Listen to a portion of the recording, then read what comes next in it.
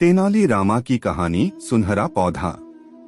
तेनालीराम हर बार अपने दिमाग का इस्तेमाल करके ऐसा कुछ करते थे कि विजयनगर के महाराज कृष्णदेव दंग रह जाते थे। इस बार उन्होंने एक तरकीब से राजा को अपने फैसले पर दोबारा विचार करने को मजबूर कर दिया।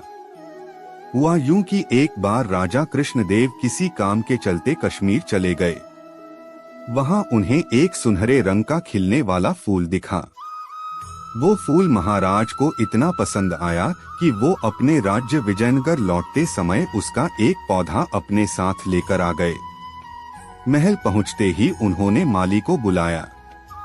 माली के आते ही महाराज ने उससे कहा, देखो, इस पौधे को हमारे बगीचे में ऐसी जगह लगाना कि मैं इसे अपने कमरे से रोज देख सकूं। इसमें सुनहरे रंग के फूल खिलेंगे जो मुझे काफी पसंद हैं। इस पौधे का काफी ख्याल रखना। अगर इसे कुछ भी हुआ तो तुम्हें प्राण दंड भी मिल सकता है। माली ने सिर हिलाते हुए राजा से पौधा लिया और उनके कमरे से दिखने वाली जगह में उसे लगा दिया। दिन रात माली उस फूल का खूब ख्याल रखता था। दिन जैसे ही बीतते गए उसमें सुनहरे फूल खिलने लगे। रोज राजा उठते ही सबसे पहले उसे देखते और फिर दरबार जाते थे। अगर किसी दिन राजा को महल से बाहर जाना पड़ता था तो उस फूल को न देख पाने के कारण उनका मन दुखी हो जाता था। एक दिन जब राजा सुबह उस फूल को देखने के लिए अपनी खिड़की पर आए तो उन्हें वो फूल दिखा ही नहीं। तभी उन्होंने माली को बुलवाया। महाराज ने माली से पूछा, वो पौधा कहाँ गया? मुझे उसके फूल क्यों दिख नहीं रहे हैं? जवाब में माली ने कहा, साहब, उसे कल शाम को मेरी बकरी खा गई। इस बात को सुनते ही उनका गुस्सा 7वें आसमान पर पहुंच गया।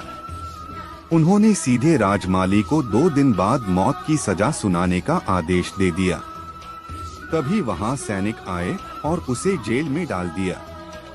माली की पत्नी को जैसे ही इस बारे में पता चला, वो दरबार में राजा से फरियाद करने पहुंची। गुस्से में महाराज ने उसकी एक बात न सुनी। रोते रोते वो दरबार से जाने लगी। तभी एक व्यक्ति ने उसे तेनालीराम से मिलने की सलाह दी। रोते हुए माली की पत्नी ने तेनालीराम को अपने पति को मिली मौत की सजा और उस सुनहरे फूल के बारे में बताया। उसकी सारी बात सुनकर तेनालीराम ने उसे समझा बुझाकर घर भेज दिया। अगले दिन गुस्से में माली की पत्नी उस सुनहरा फूल खाने वाली बकरी को चौराहे में ले जाकर डंडे से पीटने लगती है। ऐसा करते करते बकरी अधमरी हो गई। विजयनगर राज्य में पशुओं के साथ इस तरह का व्यवहार करना मना था। इसे क्रूरता माना जाता था। इसलिए कुछ लोगों ने माली की पत्नी की इस हरकत की शिकायत नगर कोतवाल को कर दी। सारा मामला जानने के बाद नगर कोतवाल के सिपाहियों को पता चला कि यह सब माली को मिले दंड की वजह से वो गुस्से में कर रही है। यह जानते ही सिपाही इस मामले को दरबार में लेकर गए। महाराज कृष्णराज ने पूछा कि तुम एक जानवर के साथ इतना बुरा व्यवहार कैसे कर सकती हो? ऐसी बकरी जिसके कारण मेरा पूरा घर उजड़ने वाला है। मैं विधवा होने वाली हूँ और मेरे बच्चे अनाथ होने वाले हैं। उस बकरी के साथ कैसा व्यवहार करूँ महाराज? माली की पत्नी ने जवाब दिया।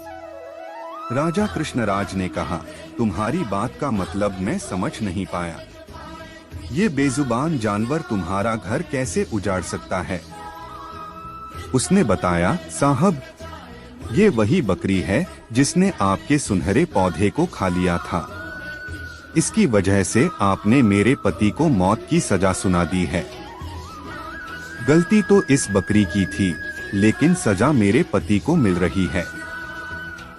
सजा असल में इस बकरी को मिलनी चाहिए, इसलिए मैं इसे डंडे से पीट रही थी। अब महाराज को यह बात समझ आई कि गलती माली की नहीं बल्कि बकरी की थी। यह समझते ही उन्होंने माली की पत्नी से पूछा कि तुम्हारे पास इतनी बुद्धि कैसे आई कि इस तरह से मेरी गलती के बारे में समझा सको? उसने कहा कि महाराज, मुझे रोने के अलावा कुछ भी नहीं सूझ रहा था। यह सब मुझे पंडित तेनालीराम जी ने समझाया है। एक बार फिर राजा कृष्णराय को तेनालीराम पर गर्व महसूस हुआ और उन्होंने कहा कि तेनालीराम, तुमने मुझे एक बार फिर बड़ी गलती करने से रोक दिया। यह कहते ही महाराज ने माली का मृत्यु दंड का फैसला वापस लेते हुए उसे जेल से रिहा करने का आदेश दिया। साथ ही तेनालीराम को उनकी बुद्धि के लिए 50,000 स्वर्ण मुद्राएं उपहार के रूप में दी। कहानी से सीख: समय से पहले कभी भी हार नहीं माननी चाहिए। कोशिश करने से बड़ी से बड़ी मुसीबत से निपटा जा सकता है।